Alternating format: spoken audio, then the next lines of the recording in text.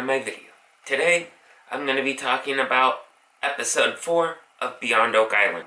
This episode is called The 1715 Treasure Fleet Part 2. What this episode is about is Matty Blake heads back to Florida's famed Treasure Coast to team up with professional treasure salvager John Brandon and his team as they dive on the wrecks of the famed 1715 treasure fleet. John Brandon is the operations manager at the 1715 Fleet Crowns Jewels LLC, and this company was formed a couple years ago. Mel Fisher, who was a pioneer in salvaging the 1715 fleet and the Atocha shipwreck.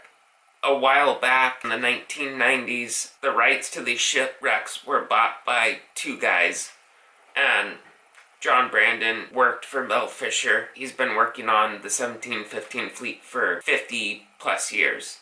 The 1715 fleet, the Queen's Jewels LLC, they have about 18 boats that are out there that search year-round for treasure from the 1715 fleet. John Olson did a grid pattern and he found a whole new area that has not been searched in modern times.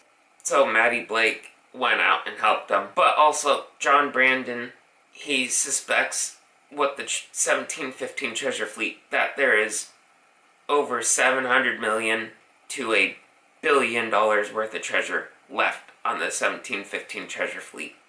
When the 1715 treasure fleet went down over a 3 or 4 year period, the Spanish salvaged those shipwrecks and they recovered about 80% of the treasure that was on the 1715 fleet. So there's about 20% left of what was not recovered from the 1715 fleet. On the first day, Matty Blake went out and they went to a target, and then they anchored up, and then from there they put the blowers down, which you attach to the propellers, and then you turn the propellers up. The tubes are pointed down, so then the prop wash will be sent down to the seafloor, and it'll blow off feet of sand so they can get down to the target hits. And the first site they dove on, they found some ship spikes. One was an eyehook for like ropes and stuff, and they found a good sized spike and then a bigger spike, because you couldn't grab it like that because they're just solid. So grabbed a knife and they just started digging along the sides of the artifacts to get them up, and that's how they retrieved them. They did a couple dives and they recovered some more stuff, and then a storm came in, so they had to pack up, get everything ready to go back on shore because the weather can be pretty violent there at times. The next day they went out again to another site. They recovered some more ship spikes, and another thing, they recovered 2 circles like this made out of metal, and those things go on the end of the sails where rope would be attached to raise and lower the sails. So they found a bigger version of that and then a smaller version of that.